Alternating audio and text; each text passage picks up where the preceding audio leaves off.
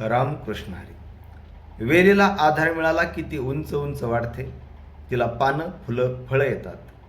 तसंच माणसाच्याही जीवनात सत्य, दया, क्षमा, शांती, सेवा, प्रामाणिकपणा असेल आणि तो सत्कर्म करत राहिला तर त्याचीही पुण्याची वेल वाढत राहते आणि त्याला ती परमशांती, तो परम आनंद, तो मोक्ष मिळतो.